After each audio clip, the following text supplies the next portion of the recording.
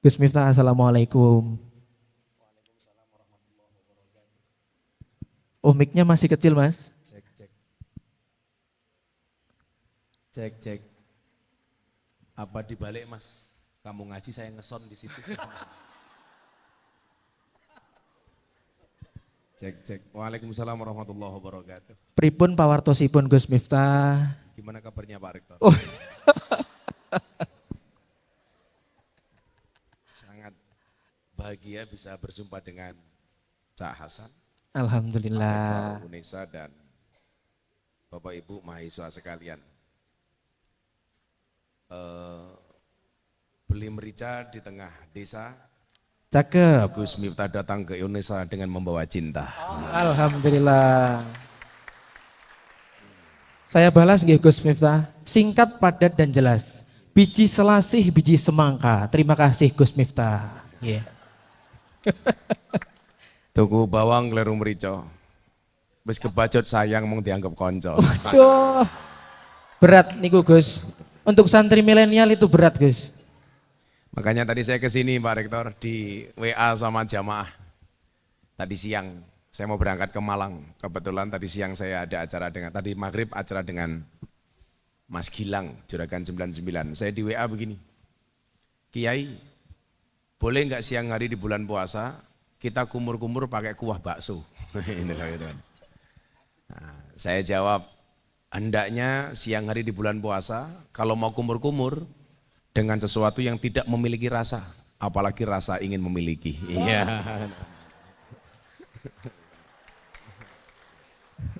Bahaya itu bahaya. Rasa ingin memiliki tetapi ternyata bertepuk sebelah tangan. Nah, itu seperti apa Gus? Apakah diikhlaskan saja? Karena ada pepatah mengatakan bahwa kadar cinta paling tinggi adalah mengikhlaskan. Nah, apakah kita harus mengikhlaskan lillahi ta'ala atau kita tetap memperjuangkan? Kalau kita disakiti pasangan, tetaplah jadi orang yang ikhlas. Ikhlas itu seperti keset, diinjak-injak tetap welcome.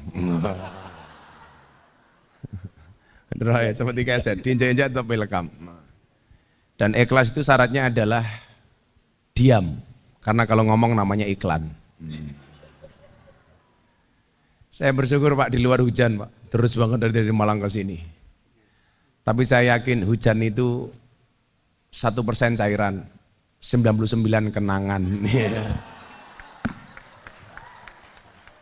Maka saya yakin Pak Rektor, hujan itu turun bukan jatuh. Karena yang jatuh itu aku, jatuh cinta sama kamu.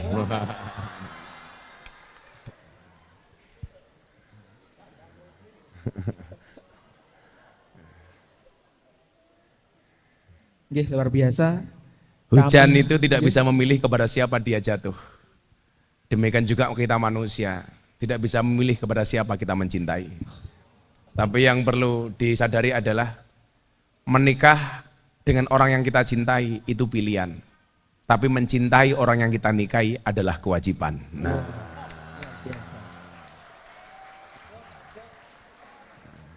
ini insya Allah quote-quote saya ini sudah sekelas disertasi lah insya Allah.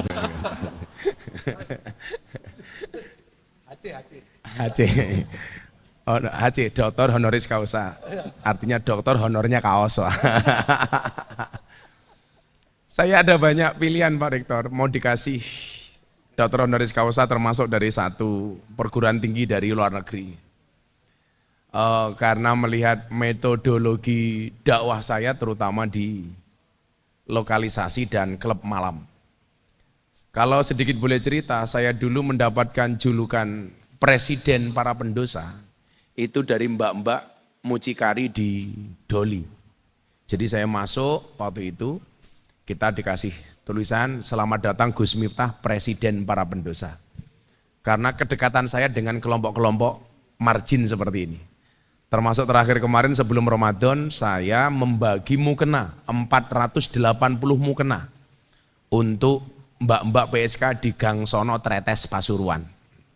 Dan sekarang luar biasanya apa? Mereka yang tidak pulang sebelum operasi, mereka diwajibkan untuk memulai dengan sholat taraweh terlebih dahulu. Itu kan, ya. Jadi begitu mereka sholat taraweh, Sallu sunat tarawih rakaat ini jami'at rahimakumullah. Malaikatnya teriak, wow. Begitu selesai tarawih mereka bekerja, malaikat langsung teriak, weh. Pak Rektor mohon izin saya sowan malam hari ini. Kebetulan saya membawa kru, saya punya acara di Jakarta itu di TV, BTV yang dulu Berita Satu. Setiap Sabtu dan Minggu, judul acaranya adalah Jalan Dakwah Gus Miftah. Dakwah ala Ahlus Sunnah wal Jamaah. Ini mungkin satu-satunya acara TV yang berani membuat tagline Ahlus Sunnah wal Jamaah. Selain dulu acara saya di TV sebelah ngobrol bareng Gus Miftah. Makanya jangan khawatir Pak Rektor, mungkin kita di ruangan ini cuma 100 orang. Tapi insya Allah amplifikasinya akan digapai oleh jutaan orang. Saya kasih contoh umpamanya Pak Rektor, tanggapan saya tentang seorang seleb TikTok tentang makan babi dengan Bismillahirrahmanirrahim. Waktu itu saya memberikan respon, sebagaimana sabda Nabi Muhammad SAW, kullu ummati mu'afan illal mujahirin. Semua umatku akan diampuni oleh Allah kecuali mujahir. Siapa itu mujahir? Orang yang dengan terang-terangan berbuat dosa.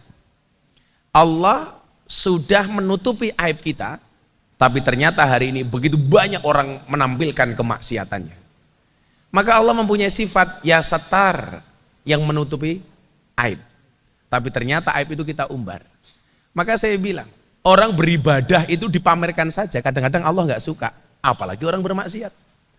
Walaupun mohon maaf, di era medsos seperti ini, saya malah justru mendorong orang-orang itu untuk memposting kebaikannya, di saat orang bangga dengan postingan kemaksiatannya. Maka kemudian Imam Al-Ghazali mengatakan apa? Sesuatu yang diperlihatkan kepada orang lain, belum tentu tidak ikhlas, selama dia bisa menjaga hatinya dari riya, ujub, sombong.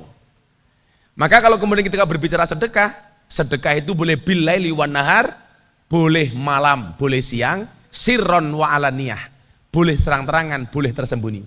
Jadi kalau dulu hadisnya tangan kanan memberi, tangan kiri tidak tahu, sekarang dibalik Pak. Tangan kanan memberi, tangan kiri diajak. Tangan kanan memberi, tangan kiri memposting. Nah, nggak ada masalah, karena boleh sirron wa alaniyah, terang-terangan dan tersembunyi, itu boleh. Yang nggak boleh itu adalah sembunyi-sembunyi tidak sedekah, terang-terangan cangkemnya cerewet. Lah itu nggak boleh Pak, nggak boleh. Itu nggak boleh Pak. Nah, ini harus kita amplifikasi. Jawaban saya terhadap konten ini dalam waktu 2 hari Pak Rektor itu ditonton 4.700.000 kali. Dikomentari lebih dari 10.000 kali, hanya dari satu akun. Pak Rektor, sekarang kalau orang dikatakan zaman dulu, almarhum Zainuddin MZ, dikatakan dai sejuta umat. Tolak ukurnya apa Pak? Nggak ada. Hanya sekedar kalau pengajian dikunjungi jamaah banyak. Kalau sekarang nggak bisa. Ada tolak ukurnya, bahkan secara empirik bisa kita lihat umpamanya kalau Bapak Ibu adik-adik punya TikTok. Kita bisa lihat umpama di sini. Seberapa populer seorang Cak Hasan di TikTok. Itu kita bisa lihat di tagarnya. Cak Hasan. Jangan-jangan followernya cuma 2 ini. Langsung muncul Cak Hasan Unesa. Nah, kita bisa melihat yang pertama, kalau pengguna, umpamanya ada, ini mesti tidak objektif. Kita bisa lihat dari tagarnya Pak. Umpamanya. Tagar. Cak Hasan. Cak San Unes. Cuman 101, 1291. Coba, sekarang kita bandingkan dengan umpamanya tagarnya Gus Miftah. Ini ilmiah Pak, ilmiah itu bukti otentik. Bisa kita lihat Pak Rektor, bahkan kemarin kemarin siang Pak, saya diminta untuk ceramah nuzul Quran bersama Pak Kemenhan, Pak Prabowo. Ayo Pak Prabowo capres, tak bilang. Coba kita lihat, kira-kira tagar Pak Prabowo sama Gus Miftah banyak mana? Banyak saya Pak, nggak ada separuhnya Pak, gitu, ngacur Pak itu. Coba kita lihat, Cak, umpamanya. Gus Miftah yang paling atas. Ini bukan lagi 1,4 M Cak, tapi 1,4 billion. Ini yang paling tinggi. Kemudian di sini juga ada 100,7 M Gus Miftah dakwah. Ada juga yang tinggi seperti ini Gus Miftah official 300 juta lebih. Ini bisa dilihat dari situ. Artinya apa? Yang pengen saya sampaikan. Bagaimana pentingnya dakwah bil medsos hari ini. Kalau hari ini polisi mohon maaf, 1 peluru bisa nembak 1 kepala. Bahkan di Jakarta 5 peluru meleset semua Pak. 5 peluru meleset kena tembok semua. Orang tengah cacai. 5 peluru kena tembok semua. Alhamdulillah hari ini bandingnya ditolak Pak. Bandingnya ditolak. Ya, makanya saya punya pengawal itu polisi Brimob, pangkatnya rendah. Saya bilang kamu nggak apa-apa pangkatnya rendah tapi selamat daripada bintang 2 vonis mati. Itu. Nah, coba kalau pistol 1 peluru 1 kepala, tapi postingan kita di medsos Pak, itu 1 postingan bisa menembak jutaan kepala. Disinilah sebenarnya kemudian potensi mahasiswa ini kita maksimalkan di dakwah bil medsos. Kita kan tahu dakwah itu berkembang. Dakwah itu berkembang. Di zaman Nabi, dakwah itu bil lisan. Khatibun nas biqadri ukulihim. Berbicaralah kepada manusia sesuai dengan kemampuan akalnya. Makanya kalau saya sendiri menempatkan Pak Rektor, hadisnya sama, tapi ketika berhadapan dengan audien yang berbeda, maka akan melahirkan tafsir yang berbeda. Metodologi penyampaiannya pun berbeda. Contoh, ketika saya ngimami para pemabuk di Malioboro sholat subuh, waktu itu saya dihujat habis-habisan sama teman-teman saya kiai. Miftahki goblok, orang mabuk kok diajak sholat. Bukankah kamu tahu ada hadis yang bunyinya sholatnya orang mabuk tidak diterima oleh Allah 40 hari. Saya dihujat habis-habisan itu Pak. Nah, anak-anak yang saya ajak sholat di klub malam kemudian bertanya, Kiai, benar nggak ada hadis yang bunyinya sholatnya orang mabuk tidak diterima oleh Allah 40 hari? Oh benar. Pertanyaan mereka adalah bagaimana dengan nasib kami? Apa jawaban saya? Karena kalau ini salah jawaban Pak Rektor, ini mohon maaf, dipastikan mereka tidak akan sholat lagi. Jawaban saya waktu itu adalah nggak ada yang salah dengan hadis itu. Cuman persoalannya adalah hadis itu untuk orang normal, sementara kalian abnormal. Artinya, kalau sholatnya nunggu nggak mabuk, sholatnya kapan? Wong tiap hari mereka mabuk. Maka tetaplah sholat walaupun kamu mabuk. Jangan berhenti sholat kalau kamu tidak bisa berhenti maksiat. Maka kemudian muncul istilah STMJ, sholatnya terus, maksiatnya jalan. Kalau bahasa Cak Hasan mungkin amar ma'ruf nyambi mungkar.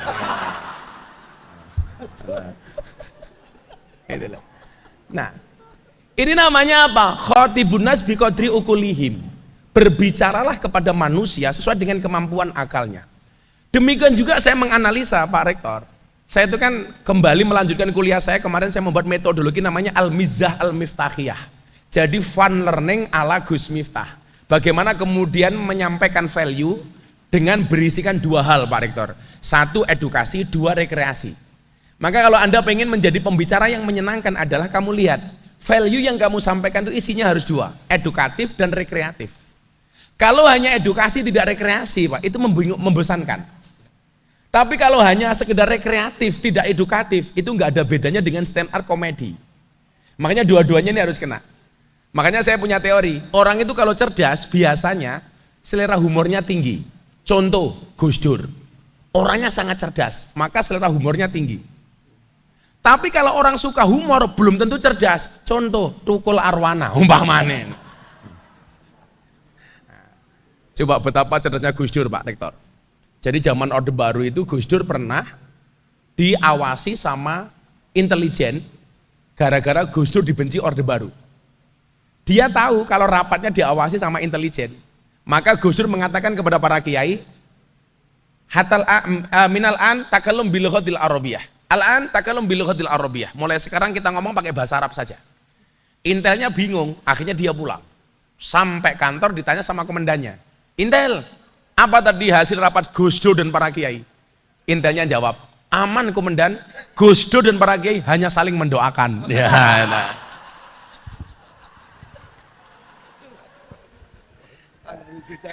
Analisisnya keren. Makanya mohon maaf, saya tuh melihat sekarang kegagalan dakwah itu Bapak Ibu ya. Konsep dakwah itu kan sederhana toh. Basiru wala tubadiru. Berikan kabar senang, jangan kabar susah. Jangan nakut-nakuti. Yasiru wala tu'asiru. Buatlah mudah, jangan kamu buat susah. Kenapa? Karena agama ini hadir sebagai sebuah solusi. Kalau kita ngomong Al-Quran, Al-Quran itu solusi bukan problem. Maka kemudian supaya Al-Quran ini menjadi solusi, dia harus menjawab tantangan antara dasayan dengan dasalennya. Maka Al-Quran sebagai solusi.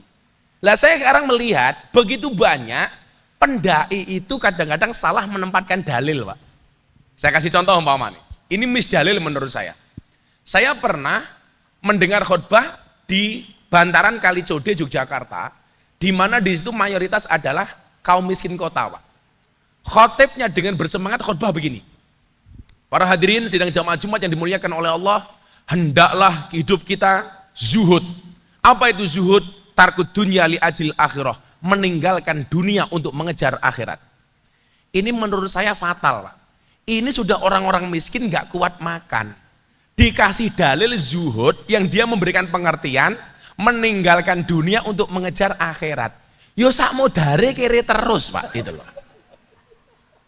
Seharusnya kalau orang itu senang dengan agama, supaya dunianya ini tidak ketinggalan, mbok diberi contoh Imam Abu Hasan As-Sadili yang mempunyai thariqah namanya Sadiliyah. Kiai-kiai NU itu banyak yang ngefans dengan Sadiliyah. Tapi salahnya adalah Imam Abu Hasan As-Sadili itu tokoh sufi dan dia kaya raya. Persoalannya Kiai NU mencontoh sufinya, tidak mencontoh kayanya. Maka saya bilang itulah bedanya pengacara dengan kiai. Kalau pengacara, Pak, masalah jadi duit.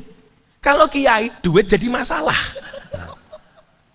Karena salah nyontoh, Pak. Coba kita lihat betapa kayanya Imam Abu Hasan As-Sadili umpamanya, supaya para santri juga kaya. Bahwa santri itu bisa keren. Contohnya siapa? Gus Miftah, sekeren ini, bro, gitu loh. Sehingga Anda punya harapan ternyata jadi kiai itu juga bisa keren kayak Imam Abu Hasan As-Sadili, Pak. Imam Abu Hasan As-Sadili itu, Pak Rektor, itu pernah beli kuda yang gubernur Mesir tidak pernah kuat beli, Pak. Kuda itu kan kayak mobil, Pak. Harganya bisa miliaran. Ada satu kuda yang gubernur Mesir nggak kuat beli, itu dibeli sama Imam Abu Hasan As-Sadili. Saking kayanya. Kemudian apa? Dia kalau berpakaian, Pak, mahal. Selendangnya mahal, atributnya mahal. Ya kalau sekarang mungkin ya sepatunya Louis Vuitton gitu kan. Tasnya ya Gucci gitu kan. Sabuknya ya Hermes itulah. Ya beda dengan kiai-kiai NU kita lah itulah. Oh, tasnya ya ono tulisannya Muktamar NU Lampung.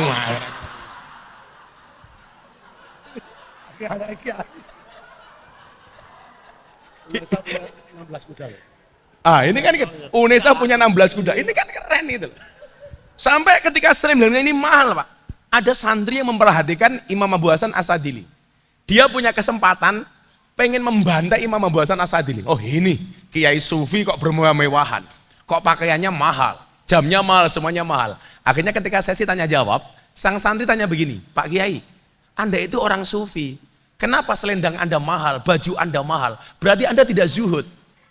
Apa jawaban Imam Abu Hasan As-Sadili? Nak, aku punya, tapi aku nggak pernah mikir. Lah kamu nggak punya, kok otak kamu mikir? Yang nggak zuhud siapa? Kadang-kadang kita juga seperti itu, Nduk. Ada orang punya mobil mewah, kita mikir, kayak bane lak mbledos nambale kepiye? Bensin entek piro? Kan goblok, orang duwe kok melu mikir gitu loh. Iya kan? Ini salah konsepnya gitu loh maksud saya. Ketika kemudian berhadapan dengan orang miskin, seharusnya apa? Dikasih semangat, bagaimana kemudian dia menjadi orang miskin yang bersemangat. Maka kalau kemudian pengen menyampaikan dalil, seharusnya kalimat yang dipakai itu bukan zuhud, tapi wiro. Menjaga kehormatan diri untuk tidak minta-minta kepada orang lain. Tapi seandainya umpamanya, sebaliknya ketika saya berbicara umpamanya, seperti bulan 11 tahun 2022, saya diundang oleh Presiden Jokowi itu di acara Forum Investor Daily Summit 2022. Jadi mungkin kebetulan saya itu Kiai NU, Pak, yang paling sering diundang oleh Pak Jokowi. Karena Pak Jokowi itu senang dengan orang lucu, Pak, gitu loh. Lawang alim, orang pinter di UNESA banyak, Pak. Tapi kalau yang lucu kayak saya jarang, Pak, itu loh. Karena saya punya prinsip kulla syai'in idza kasura rahusa ilal adaba. Segala sesuatu itu kalau jumlahnya banyak pasti murah kecuali adab. Makanya mahasiswa kalau Anda pengen mahal gampang, jadilah yang sedikit. Barang itu kalau sedikit berarti langka, kalau antik harganya mahal. Kiai itu banyak mas, tapi yang ngurusi begenggek jarang. Nah, siapa? Gus Miftah. Berarti Gus Miftah kiai? Kok kiai begenggek loh? Kiai larang bro, malah kiai begenggek. Angel loh. Kok geting aku itu loh. Malah sama kiai begenggek. Kiai larang cak.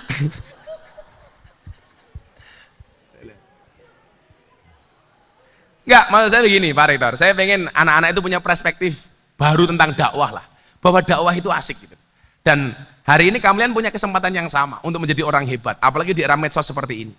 Nah, maka kemudian jangan sampai salah dalil. Ini menurut saya salah dalil, karena khotibun nas biqadri ukulihim itu dibutuhkan analisa, saya ketemu dengan siapa, saya harus berbicara seperti apa. Nah, maka kemudian ketika saya sholat itu Pak Rektor, saya dihujat habis-habisan, goblok, wong mabuk kok diajak sholat. Waktu itu saya jawab, quote saya yang paling viral di media sosial. Apa? Cukup Rokib dan Atid yang menilai amalku, cangkemmu rausah melu. Itu awalnya munculnya itu Pak. Makanya saya kenapa dapat julukan Master of Quote. Saking banyaknya quote saya dinibatkan oleh Leprit, Lembaga Prestasi Indonesia dan Dunia, dalam kategori apa? Selebritis yang paling banyak wajahnya dilukis di bokong truk. Nah, ya, ada 350 truk lebih gambarnya wajahnya Gus Miftah gitu loh. Dan dengan quote-nya yang paling menyedihkan satu, mobil tangki sedot WC gitu. Di situ ada quote-nya, bokongmu adalah rezekiku. Contoh lagi Pak, sebelum saya lanjutkan dengan metode yang lain. Contoh salah dalil lagi Nduk.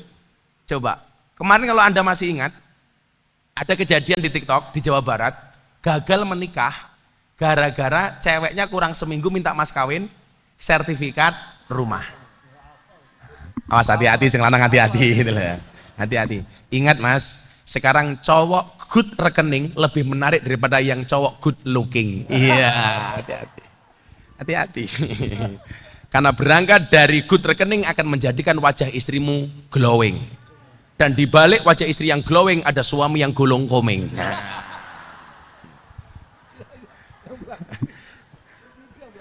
Makanya nggak ada istilah cewek matre, yang ada cowok kere. Coba sekarang kita belajar soal dalil itu umpamanya.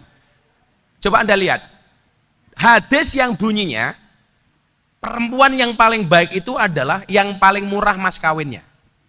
Pertanyaan saya, yang seharusnya membaca hadis itu cowok apa cewek? Cowok apa cewek? Mas, cowok apa cewek? Cewek mas. Kalau cowok yang terjadi penjajahan laki-laki kepada perempuan, kayak dek rungokno gitu loh. Wong wedok sing paling apik iku sing paling murah mas kawine. Itu seharusnya yang membaca adalah cewek. Supaya apa? Tidak terlalu banyak menuntut kepada calon suami. Makanya saya bilang, istri yang hebat itu adalah istri yang siap diajak menderita oleh suaminya. Tapi ingat, suami yang baik tidak akan pernah mengajak istrinya menderita. Lah, urung rampung Pak, terus langsung yes. Kayak istrinya Deddy Corbuzier tanya sama saya, dari tadi Gus Miftah itu ngomong kriteria suami soleh. Ada nggak kriteria suami jahat? Oh ada. Siapa itu suami jahat? Suami yang mampu beli rokok untuk dirinya, tetapi tidak mampu beli skincare untuk istrinya. Iya. Tai wangi Nduk, tai wangi. Masih sore Pak Rektor, mereka kita muliakan. Nah, ya nanti malam kita bantai lah, kita bantai. Tapi sebaliknya, hadis yang bunyinya Nabi Muhammad memberikan mas kawin kepada Siti Khotijah 20 ekor unta. Itu seharusnya yang membaca cowok apa cewek? Cowok, bukan cewek. Kalau cewek nanti mintanya terlalu tinggi. Itu harusnya dibaca oleh cowok. Sehingga kemudian apa? Menjadi cowok yang bertanggung jawab. Maka ketika menjadi suami akan menjadi suami yang bertanggung jawab. Maka dulu Pak Rektor ketika saya menikah sama, saya malu Kanjeng Nabi menikah mas kawinnya 20 ekor unta. Saya harus sama. Maka saat itu apa mas kawin saya? 20 ekor tengu Pak. Karena saya waktu miskin kuadrat. Sejarah mencatat satu kelas saya satu-satunya yang tidak punya pacar. Kenapa? Karena saya paling miskin, Pak. Gitu. Jadi saya itu kalau senang sama cewek pasti ditolak. Tapi hari ini saya sampaikan kepada mereka, di balik kesuksesan seorang laki-laki akan ada banyak mantan yang menyesali. Wah. Tahu gitu sama Gus Miftah, telat. Nah. Kalau Pak Rektor ini beda lah. Di balik kesuksesan seorang laki-laki ada doa dari seorang istri. Itu artinya semakin banyak istri semakin banyak yang mendoakan.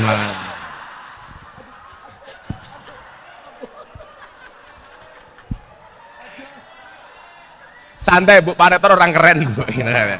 Saya sama Pak Rektor Bu punya prinsip, lelaki yang hebat bukan lelaki yang mencintai banyak wanita, tetapi mencintai satu wanita dengan banyak cara.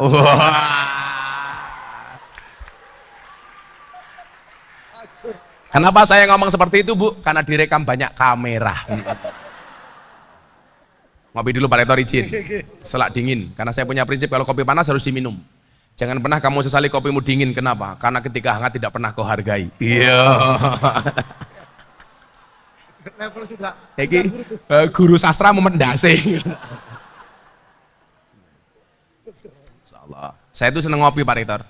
Karena hidup itu butuh inspirasi bukan halusinasi. Dan mbak-mbak belajarlah dari kopi. Cukup menjadi hitam dan pahit, tidak harus menjadi putih dan manis untuk dicintai. Orang kaya raimu.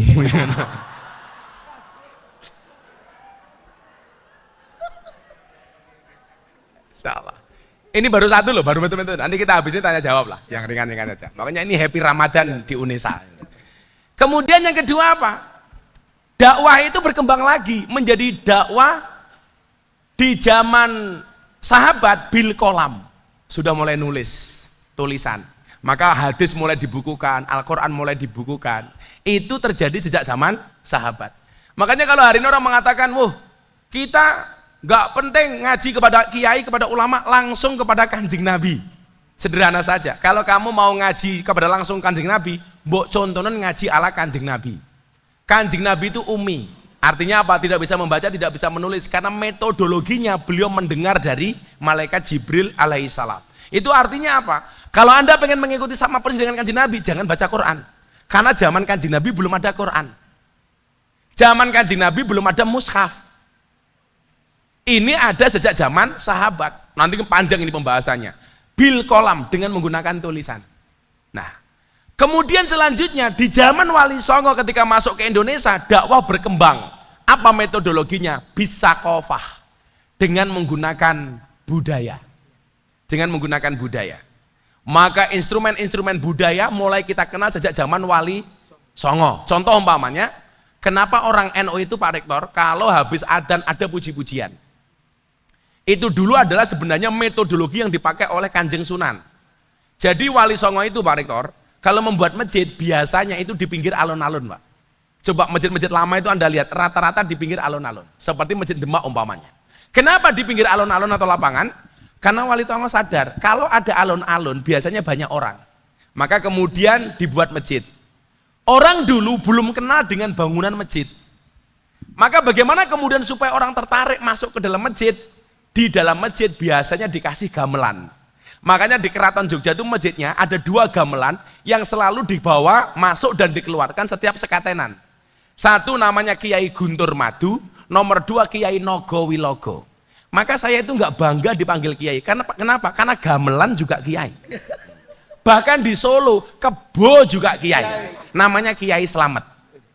Karena Kiai itu sebenarnya adalah pemahamannya sesuatu penghargaan atau penghormatan yang diberikan oleh orang dulu baik kepada orang maupun tumbuhan bahkan hewan, bahkan gamelan. Nah, gamelan mulai ditabuh Pak di dalam masjid. Orang dulu Pak kalau dengar gamelan itu seneng.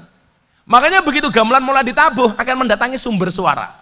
Begitu mau masuk Wali Songo mikir, orang dulu belum ada yang pakai sandal. Kalau langsung masuk masjid kotor karena mereka kakinya tidak menggunakan sandal. Bagaimana cara mensiasatinya?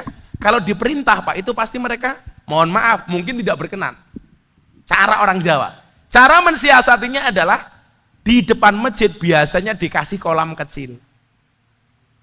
Makanya kalau masjid-masjid dulu Pak itu pasti ada kolam kecil. Tujuannya apa? Sebelum masuk masjid kakinya sudah nyemplung kolam kecil. Begitu mentas bersih tanpa harus diperintah untuk mencuci kaki takut orang Jawa tersinggung.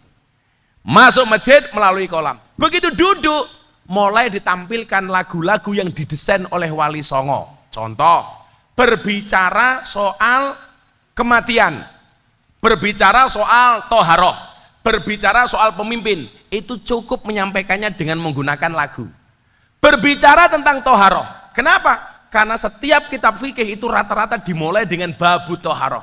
Wali Songo tidak perlu membaca kitab toharoh, tapi cukup lagunya, cukup memberikan lagu, judulnya apa? Seluku-seluku batok. Batok ela elo, si Romo menyang Solo, le oleh payung muto. Mak jentit lolobah, wong mati ora obah. Yen obah medeni bocah, yen urip ayo ibadah goblok duit, asih mau pikir.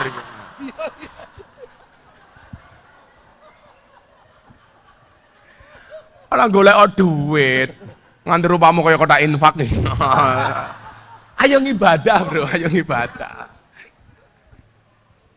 Nah, ternyata Pak Rektor, Cak Hasan, itu adalah cara Wali Songo mengajarkan toharoh kepada orang saat itu. Seluku-seluku batok, itu dari bahasa huslu batnaka, bersihkanlah batinmu. Batoe elaelu batnuhu la ilaha illallah. Batin yang paling baik itu adalah yang gumantung marang Allah, la ilaha illallah. Si Romo menyang Solo. Si Romo itu dari bahasa Jawa siramo, aduso, menyang, mangkat, Solo, sholat. Maka orang kalau mau sholat harus bersih. Leoleh payung muto, la ilaha illallah hayyum mauta. Hidup dan matiku hanya untuk Allah. Begitu indahnya Wali Songo mendesain lagu itu. Kemudian mohon maaf, ketika harus memberikan nasihat kepada raja yang dolim, raja yang korup, mungkin hari ini pejabat yang suka pamer, flexing dan lain sebagainya, mereka mengajarkan kepada kita dengan satu lagu, judulnya apa? Gundul Gundul Pacul. Itu mengingatkan kepada pejabat supaya tidak gemblelengan. Karena kalau gemblelengan apa? Segonglempang wakule dari sakratan. Jabatan yang dia miliki akhirnya tidak ada manfaatnya. Coba kalau gemblelengan, anaknya mukuli anaknya orang, akhirnya kebongkar 56 miliar menjadi 500 miliar. Kenapa? Karena gemblelengan. Makanya Pak Rektor, kalau kita besok kedatangan Bu Gubernur ke sini, acara selanjutnya amanat dari Gubernur Jawa Timur. Begitu beliau naik panggung, langsung paduan suara atau hadroh nyanyi gundul gundul pacul cul. Loh, itu dalam rangka watawas sobil hak watawas sobi sobat. Loh, itu keren loh Pak. Acara selanjutnya amanat dari Bapak Presiden Republik Indonesia Insinyur Haji Joko Widodo, gundul gundul pacul cul. Saya besok kalau ada kesempatan ceramah lagi di hadapan Presiden, saya mau ngomong itu beneran, supaya apa? Pejabat Indonesia jangan gemblelengan, guayane sok-sokan pamer. Saya bilang rektor itu boleh kaya, dosen boleh kaya, tapi ingat, kekayaan itu seperti celana dalam, boleh dipakai tapi jangan dipamerkan. Iya Pak, makanya kalau kita pamer itu kelasnya mengkoyo Superman, goblok gitu loh. Ngaku sempak kok neng jobo gitu. Kamu tahu Mas, kenapa Superman itu kalau terbang tangannya begini? Karena yang satunya kali sempak, menam lotrok.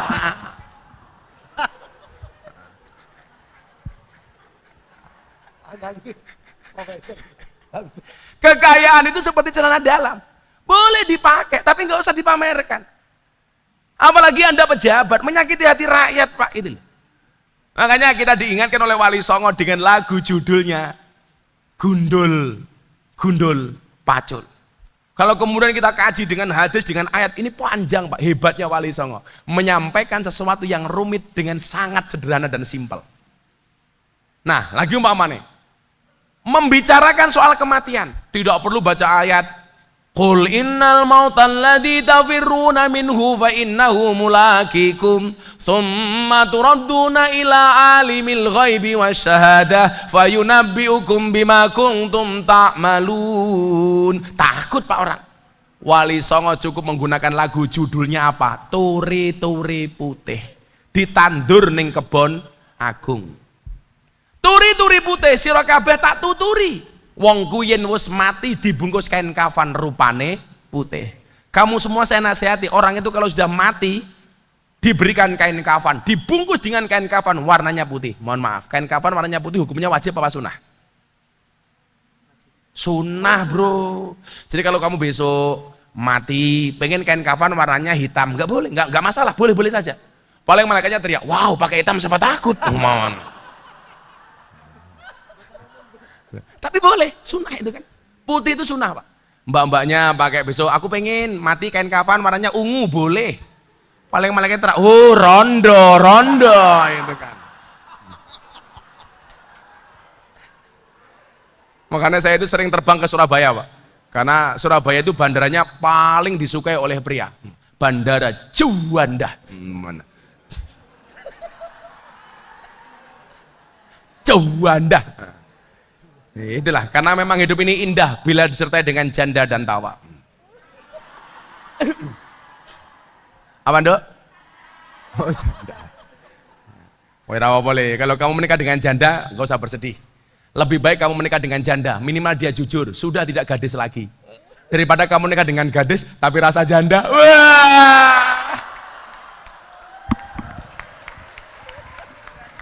Berat itu lah. Sangel. Tapi kalau kamu nikah dengan janda, keren. Gak ada malam pertama, adanya malam terusan. Wis tahu? Ditandur nih Kebon Agung. Ditandur itu, jadi mohon maaf, kain kafan warnanya putih. Ini kan kajian fikih yang panjang sebenarnya. Tapi Wali Songo mendesain dengan begitu simpelnya. Karena memang dakwah ini harus dihadirkan sesimpel mungkin.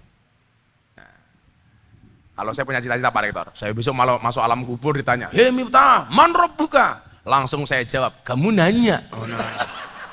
Kayaknya tiap hari ngajuk takone Tuhanmu sopo. Udah ya wis ngerti.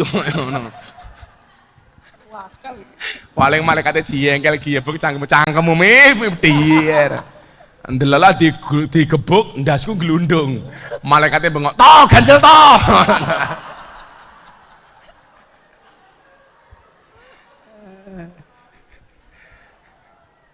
Dulu itu kampus UII di Jogja itu, Pak, itu punya syarat. Jadi mahasiswa yang mau lulus itu dites baca Al-Qur'an. Baca Al-Qur'an. Jadi di UII karena berbau Islam kan, itu kalau mau keluar akhirnya dites untuk baca Al-Qur'an. Hati-hati besok di alam kubur. Takoni, "Man rabbuka?" Allah. "Man nabiyuka?" Siapa nabimu? Muhammad.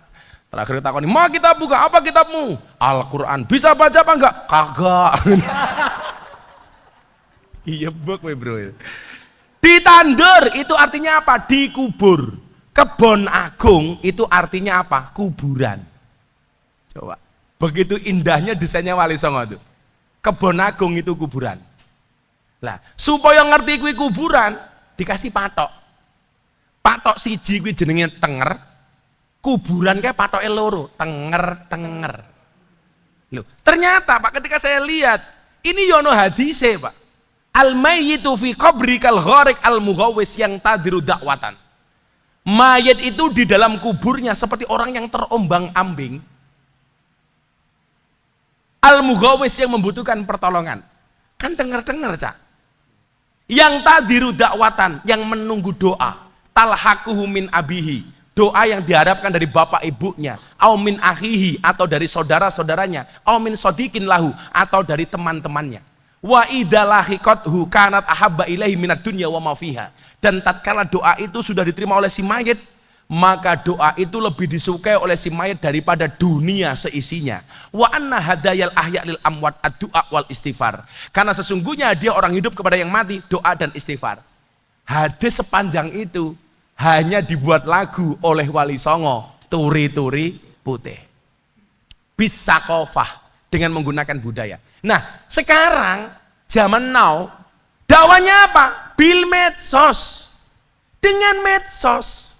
Maka saya bilang, ini satu postingan bisa nembak jutaan kepala, Pak. Saya dulu tahun 2021 saya viral banget waktu itu. Saya itu manusia yang ditakdir oleh Allah viral, Pak Rektor.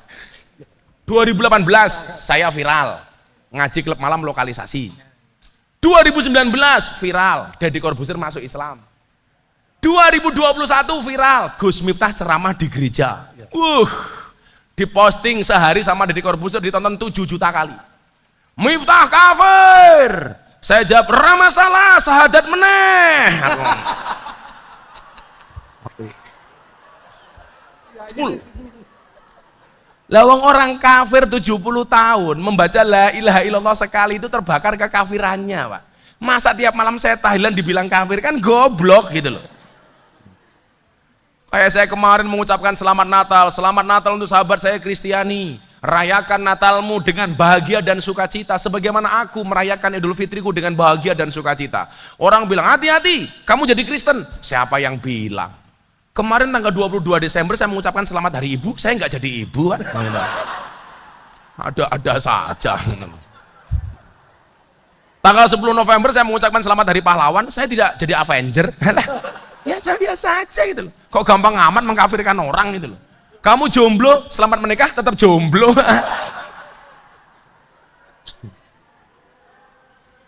2021, 2022 viral wayang. Ada ustadz mengharamkan wayang, geger sampai Wikipedia saya dirubah, Miftah orang gila dari Sleman. Viral lagi. Seminggu yang lalu saya viral lagi, ceramah di hadapan presiden. Hari ini viral, katanya saya menerima TPPU Blangkon. Jadi saya dikira ada Crazy Rich masuk penjara hari ini gara-gara kasus ATG robot trading. Nah, ada 8 nama selebritis yang dianggap menerima TPPU.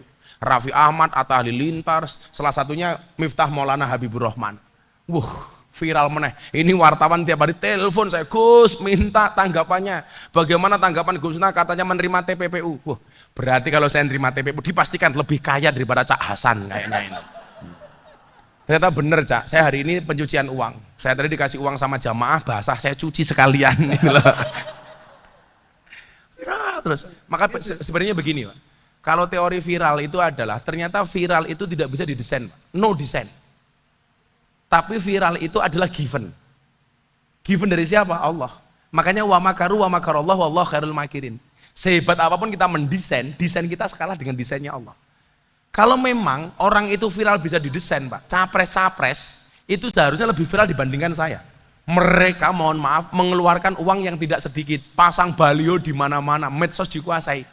Kalau Allah nggak menghendaki, nggak viral. Makanya ini kesempatan bagi kalian, virallah dengan prestasi, bukan dengan sensasi. Itu saja. Kalau dengan sensasi gampang banget Pak, di Surabaya kebaya merah viral. Aku nonton gitu loh. Kan linknya dari Cak Hasan gitu loh.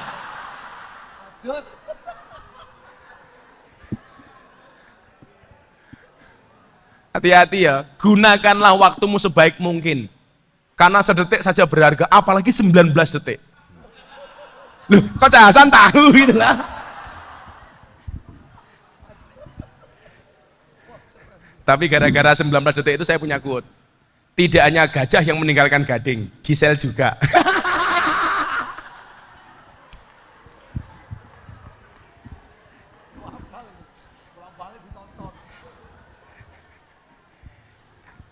Nah, dakwah bil medsos hari ini ingat. Kita diingatkan dengan satu ayat dalam Al-Quran. Tepatnya dalam surat Yasin. Al-yawma nakhtimu ala afwahihim wa tukallimuna aydihim wa tasyhadu arjuluhum bima kanu yaksibun. Satu hari di mana mulut dikunci, tangan berbicara, kaki menjadi saksi. Saya waktu itu mikir, Pak Rektor, kenapa mulutnya dikunci, yang berbicara itu mulut, mulut dikunci, yang berbicara tangan. Saya itu dapat jawaban, tanggal 21 Juni saya mengislamkan Deddy Corbuzier 2019, 21 Juni. Tanggal 21 Juni sore, saya ngajak Deddy Corbuzier sowan Pak Kiai Ma'ruf. Tanggal 22 saya berangkat pengajian ke Taiwan. Di kota Tainan waktu itu. Karena kebetulan di Taiwan itu rata-rata kotanya depannya Tai. Lu beneran, kota negaranya Taiwan, ibu kotanya Taipei, ada kota industri Tainan, kemudian ada Taichung dan lain sebagainya. Yang saya gagal paham adalah wan itu dalam bahasa kamus bahasa Indonesia artinya apa Pak? Yang memiliki. Pak Rektor ini apa? Ilmuwan, orang yang memiliki ilmu. Hartawan, orang yang memiliki harta. Pak Jokowi negarawan, orang yang memiliki negara. Yang saya gagal paham adalah Taiwan. Orang yang memiliki Iwan goblok.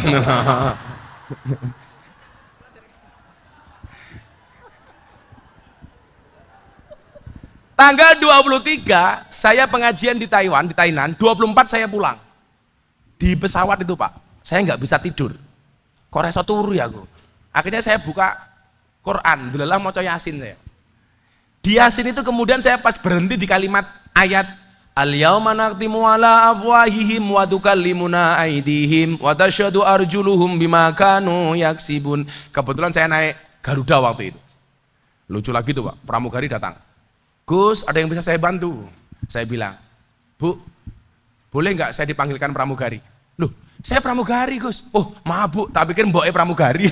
Lah Garuda Pak tua-tua Pak.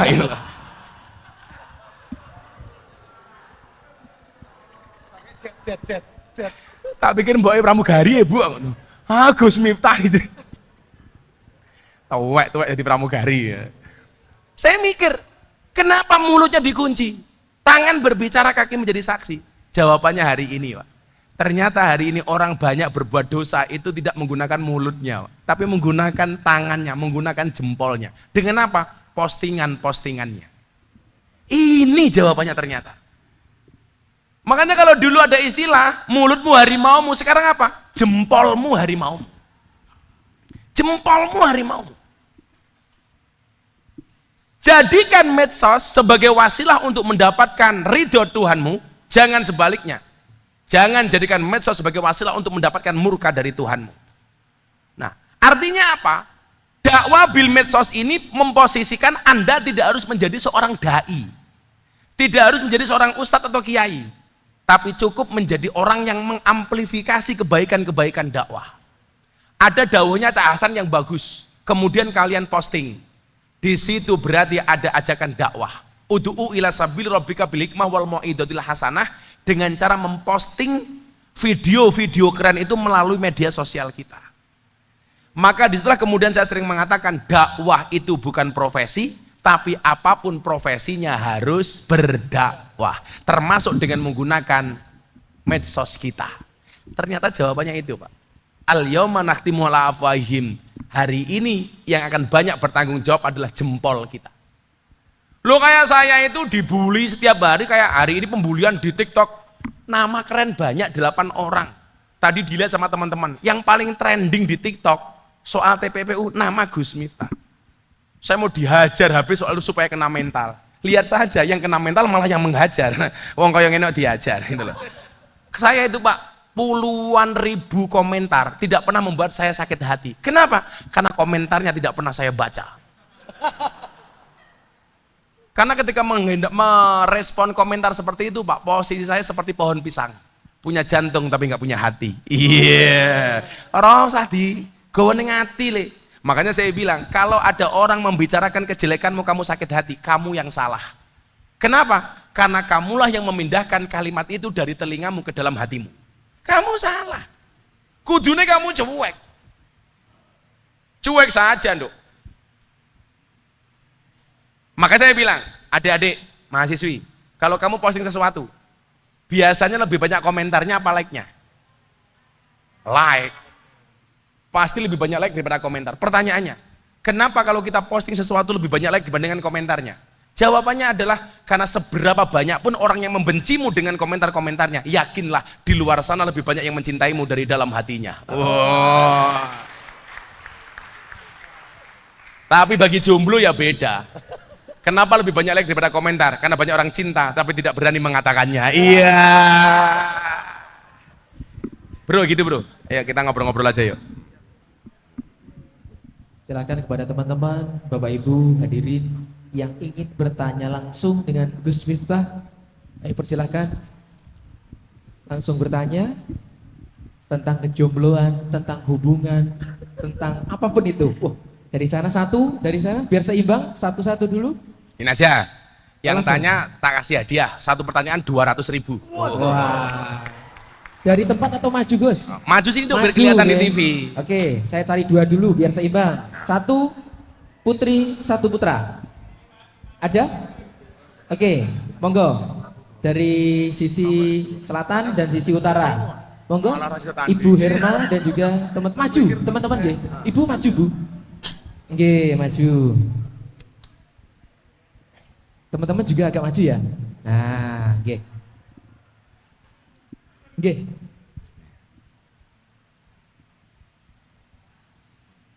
Supaya kelihatan kamera kamu agak ada sana, Dok. Agak sini ada sana ini. Nanti saya viral, Gus. Apanya? Sayanya. Sok payu loh. Oke, sudah boleh tanya, Gus? Oh, boleh. Assalamualaikum warahmatullahi wabarakatuh. Waalaikumsalam warahmatullahi wabarakatuh. Saya dosen UNESA kebetulan, Dosen. meskipun saya kayak mahasiswa, tapi saya dosen, Gus. Kayak Jadi- mahasiswa, Bu ya. Inge. Bu siapa Alhamdulillah namanya? udah ada uangnya. Bu siapa namanya? Saya Herma. Mbak Herma, bukan Bu. Mbak saja. Wedok kok Herman gitu loh. Herma. Herma, Gus. Herma. Oh, Herma tanpa J N. tanpa N. Sudah punya suami, Bu? Alhamdulillah sudah. Oh, alhamdulillah. Sudah punya anak juga. Alhamdulillah. Jadi satu pertanyaan sebenarnya tentang viral tadi menggelitik sama memberikan sumbangan. Ibu dosen apa, Bu? Saya dosen ilmu komunikasi. Wah, ngeri sekali. Mesti cerewet raum. Jadi Gus, alhamdulillah saya juga konten kreator juga di TikTok dengan follower 1,1 juta. Sombong amat. Kan Gus Miftah dari tadi sombong. Iya. Anak buahnya Cahasen juga harus sombong. Aduh. Anak saya juga followernya 1,1 juta. Suami? Jadi kami sekeluarga masih ratusan ribu saja, belum 1 juta. Jadi kami konten kreator memang, dan kami itu banyak komentar-komentar. Misi kami sebenarnya edukasi, parenting begitu ya. Tapi seringkali kami itu kalau ngonten tentang bantuan, itu efeknya adalah DM minta bantuan dan ngasih foto kasihan-kasihan tuh banyak sekali. Dan itu mengganggu secara mental. Maksudnya gimana caranya supaya kita itu tetap pengen berbagi tapi disampaikan ke masyarakat bisa ikut terstimulus berbagi, tapi nggak lantas terintimidasi dengan DM tuh bisa 300 orang minta bantuan gitu, Gus. Dalam waktu singkat begitu, kalau video kita nyampe 3 juta, 5 juta itu akan begitu, Gus. Nah, gimana caranya ikhlas supaya kita tetap bisa campaign bahwa dakwah maksudnya memberikan bantuan yang oke, santun, teredukasi dan parenting, tapi nggak jadi menghardik orang-orang yang minta bantuan ke kita itu gitu. Gimana caranya ikhlas gitu. Itu aja pertanyaan saya. Terima kasih, Gus. Assalamualaikum warahmatullahi wabarakatuh. Kalau ada orang DM Mbak Herma, Ya. Mbak Herma tersinggung, bukan DM-nya yang salah, tapi Saya. hatimu yang bermasalah. Iya, 200.000 tanda cinta. Makasih Mbak Herma. Kalau pertanyaan lagi dapat 200 lagi. Santet pisan. Makasih Mbak Herma. Untung wis duwe bojo. Jadi sama lah Mbak, kalau soal DM itu kita malah, kan kalau di Instagram itu DM-nya itu sampai plus gitu kan, wes gak bisa kebaca lah macam-macam. Disitulah kita dibutuhkan bijak bermedsos ya, bijak bermedsos. Tapi jangan sampai kemudian itu menjadikan semangat kita untuk membuat konten menjadi turun, menjadi down. Enggak, tetap saja berkarya. Tetap saja berkarya. Saya itu kadang-kadang Mbak kalau menyikapi omongan orang, itu tadi, seperti pohon pisang punya jantung nggak punya hati. Nggak usah diperhatikan banyak-banyak. Konsepnya adalah, yang ada itu orang susah ngomongin orang seneng. Nggak ada orang seneng ngomongin orang susah. Yang ada itu di belakang ngomongin yang di depan Pak. Nggak mungkin di depan ngomongin yang belakang. Siapa di belakang saya juga nggak tahu kok. Yang ada itu yang kecil, orang kecil ngomongin orang besar. Nggak mungkin orang besar ngomongin orang kecil. Yang ada tuh kamu ngerasani Pak Jokowi. Nggak mungkin Pak Jokowi ngerasani kamu, Cok. Nggak mungkin. Nggak mungkin. Kan begitu itu loh. Nah, saya pikir salah satu dampak dari postingan soal pemberian itu pasti melahirkan banyak mental miskin. Minta ini, minta ini, minta ini, minta ini. Saya sendiri itu punya kebiasaan Pak Rektor. Kalau ada orang minta, nggak pernah saya kasih. Tapi kalau saya tahu dia butuh tanpa minta, malah saya kasih. Saya dari dulu seperti, sampai istri saya pun sama Pak. Kalau istri mulai nembung, saya diamkan. Tapi kalau dia diam malah saya kasih. Loh, bener Pak. Apalagi kan dikatakan asum tuh hikmatun, diam itu hikmah, diam itu emas. Makanya kalau Idul Fitri istri saya minta emas, saya diamkan Pak. Menengok. Kayak istri saya mau berangkat, istri saya itu survival cancer. Yang sama dokter divonis 3 tahun mati. Ini kalau dulu saya bukan orang terkenal Pak, tak gebuk cangkemnya dokter ini. Gitu. Makanya sampaikan kepada teman-teman dokter di UNESA lah, harus bisa menjaga perasaan pasien. Masa saya habis miliaran divonis istri saya, ini bukan 3 tahun, ini Gus mohon maaf 2 tahun mungkin istri Gus minta meninggal dunia. Kan gila Pak. Makanya sejak saat itu saya punya teori, dokter itu sebenarnya tidak pintar tapi goblok. Buktinya apa? Setiap orang datang ditanya, kan goblok Pak itu. Yang pinter tuh hanya satu, dokter hewan Pak. Enggak pernah ditanya langsung disontek. Ora ono sapi takoni sapi kuwi lara apa? Ah, goblok ora ono itu. Nah, disitulah kadang-kadang Mbak Herma, kita harus punya manajemen bagaimana kemudian menghadapi komentar, menghadapi omongan orang lain kepada kita. Kalau saya punya prinsip, kita tidak bisa mengatur ombak, tapi kita bisa belajar berselancar. Kita tidak bisa ngatur omongan orang lain kepada kita, tapi kita bisa mengatur bagaimana menghadapi omongan orang lain kepada kita. Itu yang paling penting. Tidak bisa ngatur ombak, tapi kita bisa belajar berselancar. Kalau orang kayak saya semuanya tak masukkan hati, Mbak, wah loh cepat mati. Pikiran. Kalau kamu jelas gak punya pikiran. Tapi ya pilih, kalau kamu mencintai pasanganmu cukup dengan sepenuh hati, bukan dengan sepenuh jiwa. Artinya, kalau kamu putus dari pasanganmu cukup sakit hati, tidak sampai sakit jiwa. Prinsip yang saya lakukan itu Mbak, kita tidak bisa ngatur ombak, tapi kita bisa belajar berselancar. Kita tidak bisa ngatur omongan orang lain kepada kita, termasuk komentar-komentarnya. Tapi kita bisa menghadapi bagaimana omongan orang lain kepada kita. Fine. Ya, lanjut sini. Olah, kok tidak cek kayak speaker masjid mulai. Jiji. Tok. Nggih, Gus.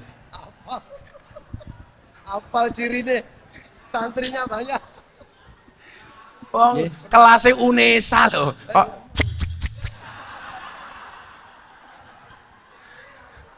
kayak speaker tua masjidmu wae. Kebiasaan Gus. Lah iya makane. Nggih, dados ngeten Gus. Jenengmu sapa? Datosnya. Nggih. Saderengipun pangapunten, nama saya Ilham Magfirah. Siapa? Ilham Magfirah. Ilham Magfirah. Nggih. Kok Magfirah yang wedok lho? Kamu kayak wong lanang gitu. Panggilannya Magfirah. Ilham. Malah Firah. Lah. Oh, kalau malam Firah, kalau siang Ilham. Acur. Fakultas apa kamu, Magfirah? Ilham. Fakultas Ilmu Pendidikan. Ilmu pendidikan, pengen jadi guru? Insyaallah. Oh, guru. Kalau saya dulu dibilang sama kiai saya, "Le, besok lak golek bojo golek guru. PGSD lo apik." Lah ngapa kiai? Kowe lak bojomu guru. Begitu kamu masuk kamar, istrimu bilang, "Papa, masih ingat pelajaran kemarin?" Iya.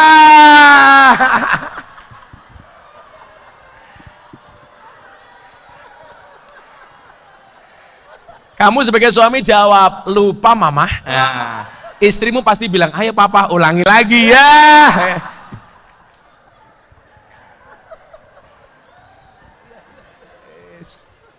Tapi gue nanti bojo dokter repot tak kandani. Mlebu kamar, "Papa, cuci kaki dulu." Lah, repot. Cita-citamu guru. Oke, Gus. apa pertanyaannya? Magfirah, Ilham. Jadi gini Gus, di UNESA Kue sendiri. NO apa Muhammadiyah? NO. Kok kurung? NO kurung. Kamu makannya banyak apa sedikit? Berkatnya kirang Gus. Oh, makannya banyak apa sedikit? Kata Gus. Oh, kalau orang makannya banyak tetap kurus itu 2 kemungkinan. Anugerah atau azab.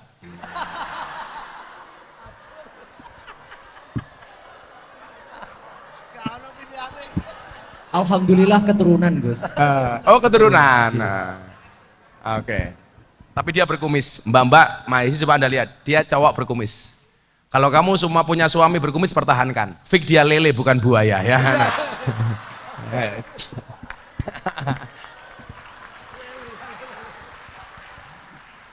Apa Ilham?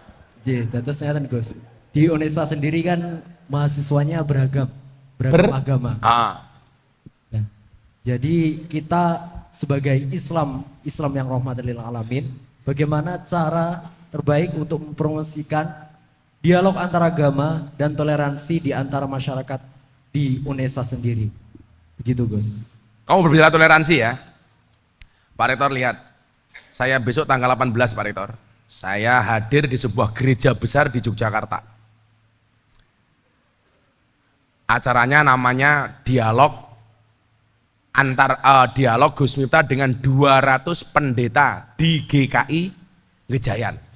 Itu yang minta siapa? Yang minta mereka Mas. Coba ini lihat Pak Rektor. Bagaimana kemudian hari ini saya meluncing satu gerakan namanya Gerakan Moderasi Beragama dan Berbangsa yang happy dan menyenangkan. Itu saya launching di hadapan Bapak Presiden. Makanya kayak gini umpamanya, saya diminta langsung. Tuh. Gerakan kebangsaan. Gus Miftah bersama 200 pendeta. Lucunya apa? Saya itu dikenal sebagai orang yang sering memualafkan orang. Sampai hari ini saya sudah memualafkan lebih dari 250 orang. Dari Deddy Corbuzier, DJ Katy Butterfly. DJ Katy itu Pak Rektor, dulu kalau nge-DJ cuman pakai sempakan sama kotangan tok. Wah, asik. Bu Rektor, asik katanya.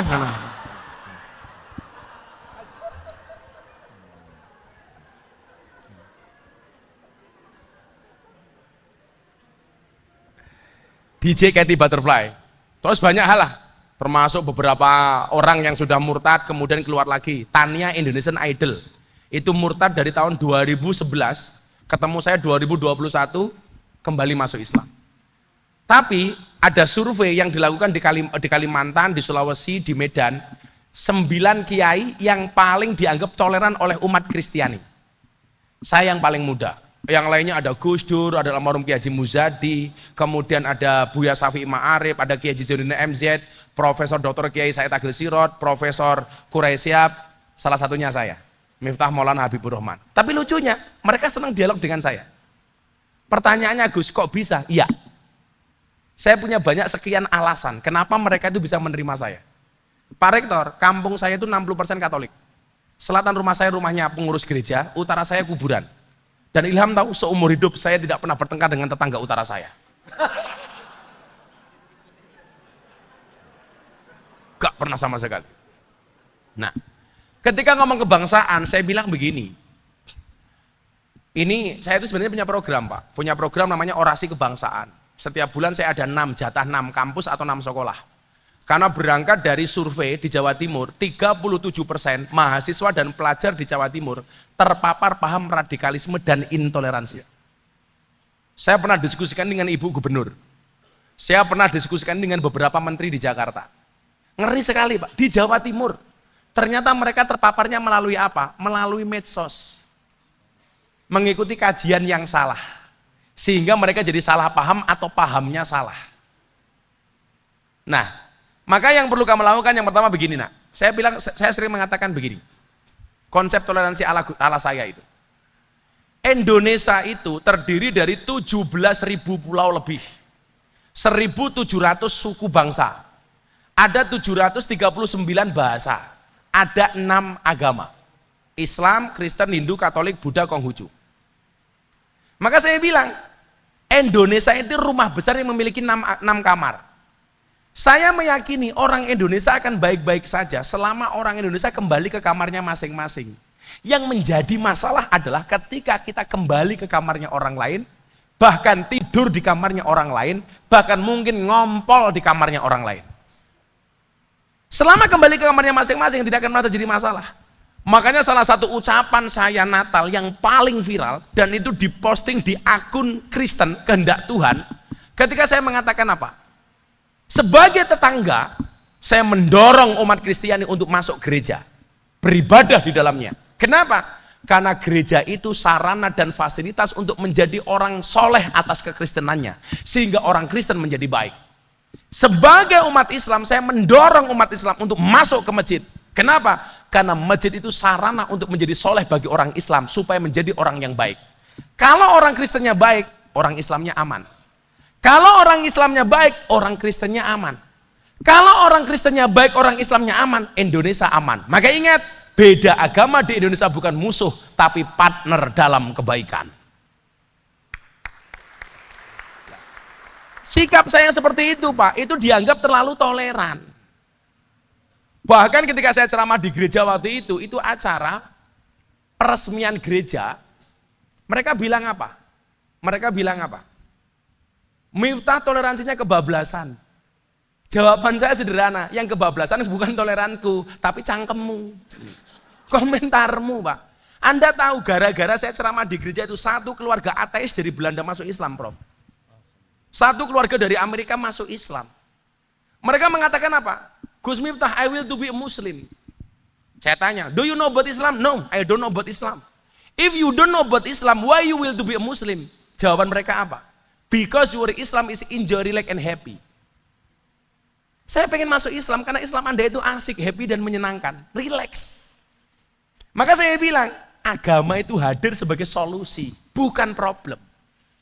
Makanya gampang saja, kalau kamu pengen namak baik di hadapan orang pemeluk agama lain, harus kamu yakini. Orang non-Islam tidak membaca kitabmu.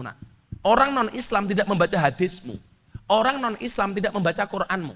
Tapi orang non-Islam membaca akhlak dan perbuatanmu. Maka kalau kamu ingin menampilkan betapa indahnya Islam, tampilkanlah akhlak dan perbuatanmu yang menyenangkan. Sehingga orang akan melihat Islam itu menyenangkan. Itu pesan saya kepada sahabat saya si botak Deddy Corbuzier itu. Bro, apakah saya harus jadi ustadz? Enggak usah. Cukup kamu menjadi podcaster saja. Kamu dakwah melalui podcastmu. Makanya dia manut sama saya. Ketika dulu dia podcast soal LGBT. Orang menghujat bahkan unsubscriber dari Corbuzier. Enggak ada Pak yang didengar. Saya datang. Mas Jadi, saya datang sebagai seorang sahabat. Bukan sebagai guru. Maksudnya gimana bro? Karakter sahabat itu adalah mata menangis, tangan mengusap, tangan terluka, mata menangis. Maka yang perlu kamu tahu adalah seorang sahabat yang memahami air matamu itu lebih baik dibandingkan 1000 orang teman yang hanya bisa melihat canda dan tawamu.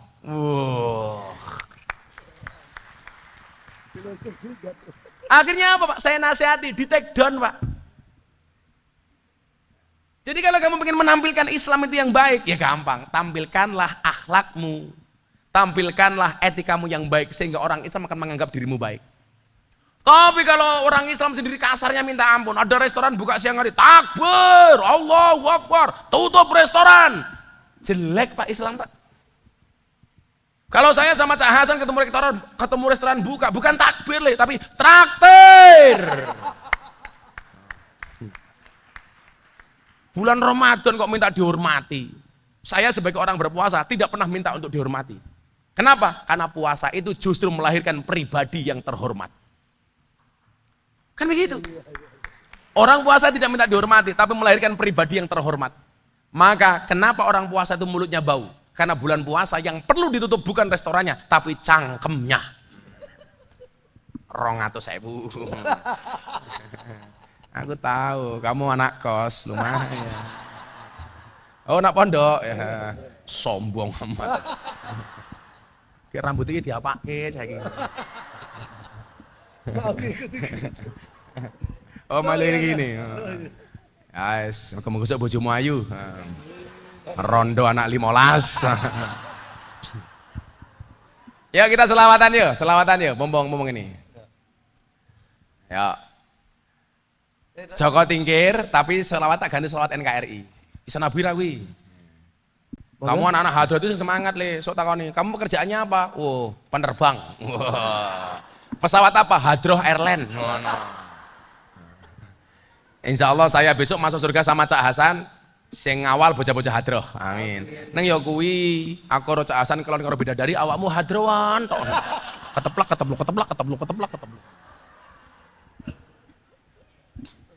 Salatullah salamullah ala toha rasulillah, salatullah salamullah ala yasin habibillah, ala yasin habibillah. Tawassal nabi bismillah wa bil hadi rasulillah wa kulli mujahidi lillah bi ahlil badri ya Allah, bi ahlil badri ya Allah. Coba tingkir minumnya kopi, kopi ditanam di pinggir kali. Ayo berpikir tentang negeri ini, kalau bukan kita siapa lagi? Kalau bukan kita siapa lagi?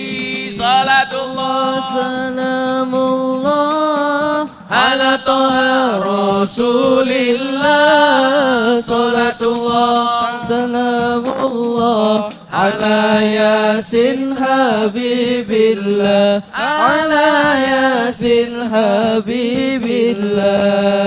Tawassal nabi bismillah wa bil hadi rasulillah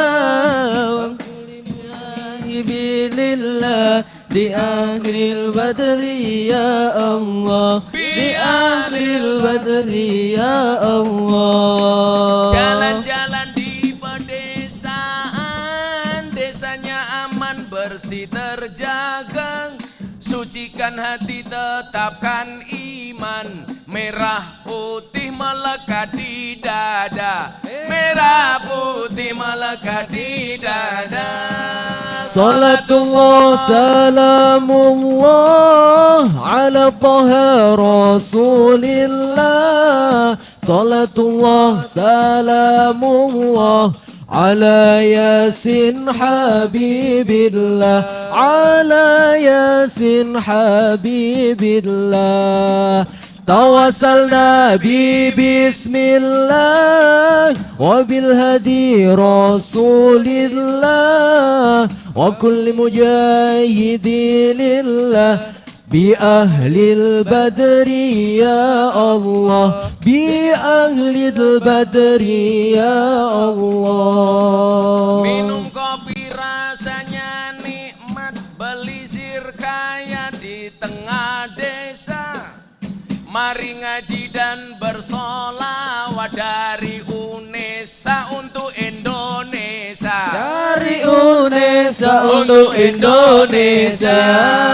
Salatullah salamullah ala toha rasulillah, salatullah salamullah ala yasin habibillah, ala yasin habibillah. Tawassalna bi bismillah wa bil hadi rasulillah wa lil mujahidi lillah bi ahlil badri ya Allah, bi ahlil badri ya Allah.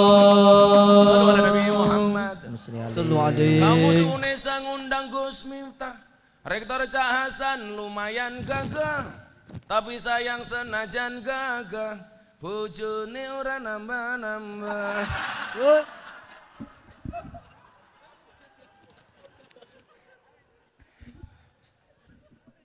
Aman Bu, aman. Amin.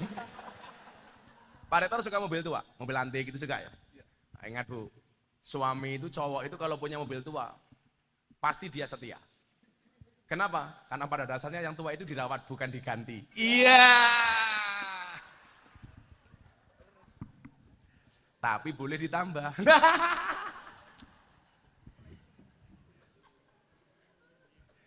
Akhirnya Bapak Ibu, kita sama-sama berdoa dan berikhtiar lah. Saya selalu mengatakan begini, orang yang niat belajar sedang belajar pun, orang yang niat belajar dimanapun dia akan mendapatkan pelajaran. Tapi orang yang tidak niat belajar sedang belajar pun dia tidak akan pernah mendapatkan pelajaran. Jadi Saya pikir UNESA ini kampus yang bagus, kampus yang besar. Tergantung bagaimana kemudian kali ini kamu belajar. Bukan di mana kamu belajar, tapi bagaimana kamu belajar. Kalau itu kita pahami, UNESA akan melahirkan tokoh-tokoh yang besar luar biasa. Amin. Kalau ada orang mengatakan mimpimu terlalu besar, katakan kepada mereka, bukan mimpiku yang terlalu besar, tapi pikiran kalian yang terlalu kecil. Kalau hari ini ada orang menertawakanmu karena kegagalanmu, maka kamu harus bisa menertawakan mereka karena kesuksesanmu. Ingat, hidup di dunia tidak semudah membolak-balikkan tangan, tapi dengan tangan kita bisa membolak-balikkan dunia. Itu hari kita. Kalau hidupmu diselimuti masalah, Cak, bersyukurlah. Berarti Cak Hasan masih manusia. Karena kalau diselimuti wijen namanya onde-onde. Kalau Bu Rektor pengen makan onde-onde yang enak, Bu, gampang. Carilah onde-onde yang wijennya ganjil. Itu enak.